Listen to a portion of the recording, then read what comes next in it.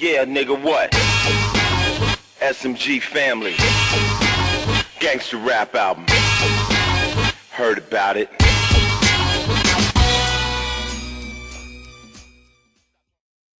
The Jungle Creed.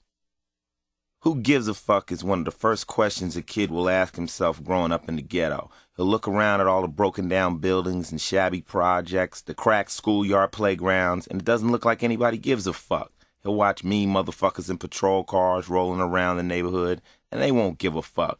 Everybody he sees is just trying to survive. They are just trying to make it to another day. To understand where the rage and defiance comes from in the inner cities, you have to understand the attitudes of the people when they're down.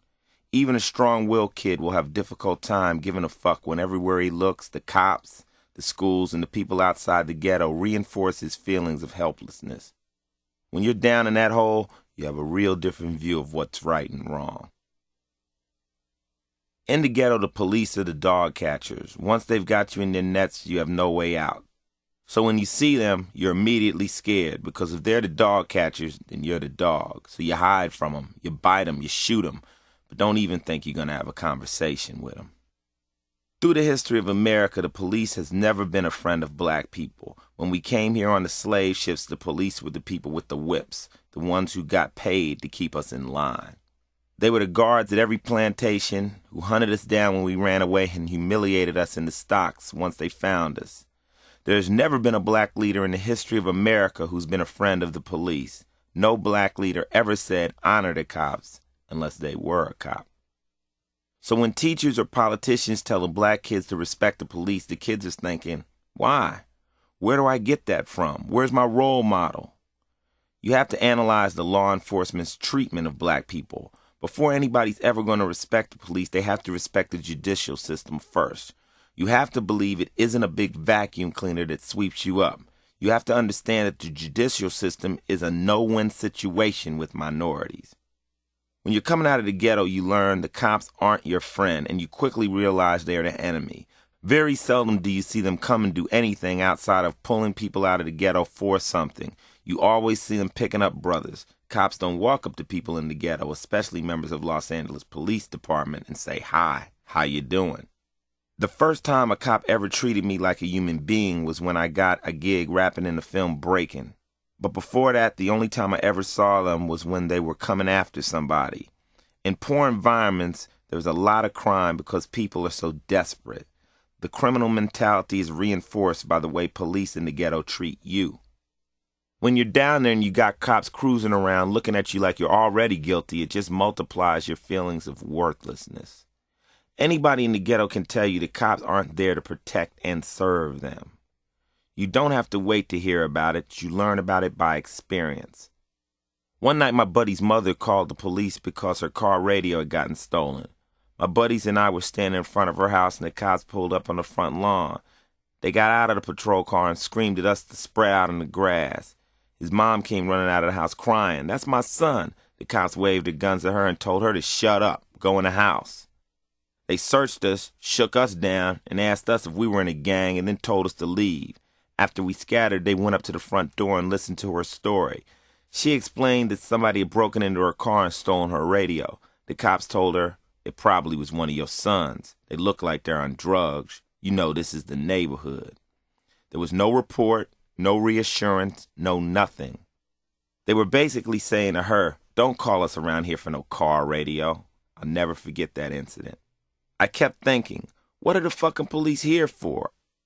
After a while, you see them and you just wonder, what are they going to do with me now? In Los Angeles, the LAPD has little tricks up their sleeve to get you into their system. Their key specialty is the Los Angeles jaywalking traffic ticket warrant. You can be the squarest kid on the street, but then you'll get a jaywalking or a traffic ticket you can't afford to pay. Now, how are you going to get $250 to pay a ticket that can immediately turn into a bench warrant? So the next time they stop you, they catch you with this warrant and you go to jail.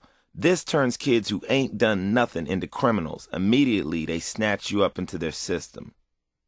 In my old neighborhood, the LAPD's objective was to pop every kid on the street. If you live in a different neighborhood, maybe this tactic wouldn't be so detrimental. Maybe your mother might have $250 to pay the ticket, and it might be nothing. But you gotta remember, A lot of people in the ghetto might pay $250 for rent. And if your mom's on welfare, you'll be living off of $8,000 a year or less. And that's not all cash, that's food stamps too. So just try to understand that something as simple as a parking ticket can send you under. It's widely known the cops use this tool to get you into their books and their systems. Until you get a ticket, until they mess with you, they don't have any adult fingerprints on you. Sometimes cops will even take you to jail and print you because you fit a description. That's a commonly used phrase that basically means they can fuck with you. You might be walking down the street and before you know it, you're getting printed. They're on a mission in the ghetto to print the entire neighborhood. They make you out as a criminal before you even know what's going on. Eventually, they're going to book everybody for something and get you into that jail system. The treatment of the people in the hood by the LAPD contributes to your feelings of inferiority. The people who are in this position down there feel like they are unwelcome anywhere else. If you're driving through Bel Air and you're stopped by the LAPD, they'll look at your zip code or run your license number through their computers to determine where you're living. If you're living in 96 in Western, you're here, get out, lay down. If your zip code shows Beverly Hills, then it's a totally different routine. The people in the hood get treated in a way that nobody else gets treated. Since 1986, 47,000 cases of police brutality were filed with the U.S. Justice Department and only 60 of the attackers were prosecuted. If nothing else, you don't like it when you see a cop coming, but until you live in the ghetto, you just can't understand. Early on, the kids growing up in the inner cities learn in school there ain't no reason to go to college because you ain't getting a decent job anyway. I don't know where that comes from, but it's there. And when you're there, it deeply affects you. It may be a big hoax, but you never forget it.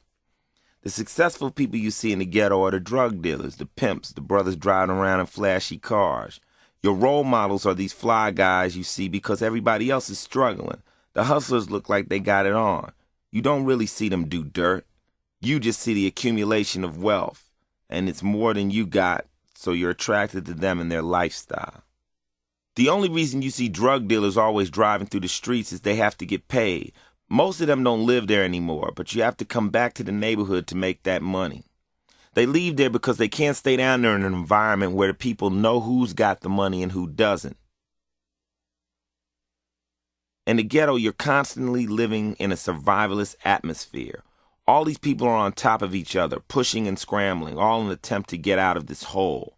Everyone is trying to survive, and in this microcosm of people, you might see a guy who appears a little richer, but basically, everybody's broke. It's difficult to teach basic moral principles like charity, loaning, and trust. The environment is also poisoned with drugs, so a lot of people there ain't really even themselves. In the jungle, masculinity is the premium. Anybody weaker than the next man will be victimized by the stronger. You learn early on, like in grade school, if I'm weak and you're strong, when I buy my ice cream sandwich, you're going to reach over and break off half. That's how you live and you get used to it. It's the animal instinct.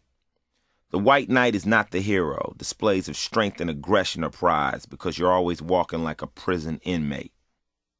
In the hood, violence and even murder becomes something honorable. The more violent person, the more defiant person will get the highest ranking. The person who pushes it to the limit and is willing to go to jail earns the most props because he's willing to put his life on the line and fight for what he believes in. Once you're down there, you've got this walk, this attitude that says, don't fuck with me. You don't understand anybody who is weak. You look at gay people as prey. There isn't anybody in the ghetto teaching you that people's sexual preferences are predisposed. You're just ignorant. You got to get educated. You got to get out of that jail called the ghetto to really begin to understand. All you see is a sissy, a soft dude, a punk. That's how it is when you're down there. Everybody walks around looking at each other crazy. That's why you find girls who live in the neighborhood are so tough. I don't care how pretty they are. Each one of them has a real strong side to her just to survive.